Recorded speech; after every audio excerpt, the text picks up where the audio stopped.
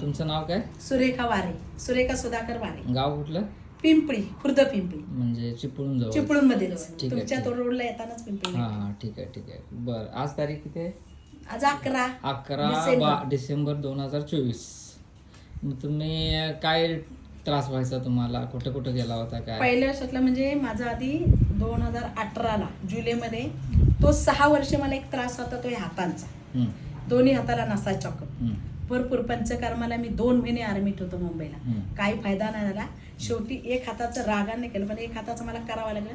ते ऑपरेशन केलं जुलैला आणि त्याच 18 डिसेंबरला पायाचा आजार आला मला. ते बरं. पूर्ण आकडूनच पाय. मग ते असं मिरजला दाखवलं मी. पहिले एक्सरे सगळे काढले, सिटी स्कॅन एमआरआय सगळं काढलं. तर त्यांनी झीज सांगितले, पण त्यांच्या गोळ्या सहन होत नाही म्हणून मी काय औषध घेतली नाही. मग तिथंच एक पिरखान म्हणून डॉक्टर होते. मग त्यांच्याकडे पिरखान म्हणून तर त्यांच्याकडे मी 2 वर्ष औषध खाल्लं. त्या आयुर्वेदिकच्या गोळ्या, पण ते कॅप्सूलमध्ये टाकून त्या औषध. ठीक आहे. मग 2 वर्षात मला काहीच फायदा नाही झाला. त्याच्यानंतर फोर्टिस म्हणून मुंबईला औषध डॉक्टर केला. तो 6 महिने केला. त्यांनी अशा कमी पावरच्या गोळ्या दिल्या, पण मला जास्त झालं. मग सोडून दिलं तो. पण तुम्हाला काय त्रास म्हणजे उठता येत नव्हतं काय? उठता म्हणजे मला काय चालताच येत नाही. असं धरून पूर्ण आकडलेले पाय ना, हे आकडून राहिलेले, चालताच येत नसतं. काय काय मी अशी हे गेले, बसत गेली, एवढी परिस्थिती पायांची माझी. बरं, म्हणजे उठताच येत नव्हतं. 6 वर्षात तुम्ही उठलाच नाही. म्हणजे आता तशी थोडी थोडी असं काय करून पण तुम्हाला मी सांगतो 21 आणि 22 असले पाय येऊन मुंबईला मी जाग्यावरच होती. आणि तो गोराईचा तुम्हाला सांगायचं राहिलं, गोराईला मी 1.5 वर्ष डॉक्टर केला.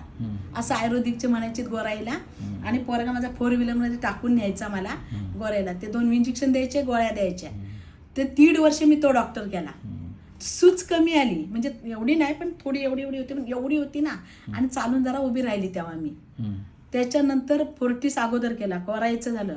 त्याच्यानंतर तुम्हाला सांगतो माहीमला तो ह्याचा दवाखाना काय तो, म्हणजे बरेच डॉक्टर झाले, पण फरक नाही. तुम्ही म्हटलात ना की बाबा मला उठता येत नव्हतं, उभी राहत नव्हते. मी आता इकडे आता मी आज तुमच्याला मी 1 महिन्यात खरं सांगतोय, माझं हे दुखू दे, पण माझं असं जकडून राहायचे ना, ते पूर्णपणे बंद झाले. मी खरंच तोंडाने मला स्वतःला इतका आनंद झाला ना. मी खरं सांगते, रस्त्याने जाताना मी रडायची. लोक म्हातारे आमच्या समोर शेतीला बायका जातात ना रस्त्यावरून, ते मोठं मोठं एवढं घेऊन, मला देवा रिकामं पण चालता येत नाही. पण तो आनंद मला आता 1 महिन्यातच झाला. म्हणजे उठता येते आता, उठून उभा राहता. मी चांगली बसते, मस्त मांडी दुखत नाही मला, आणि नीट उभी राहते. हे आकडनं बंद झालं. असे जकडून जे राहायचे ते पूर्ण बंद झालं.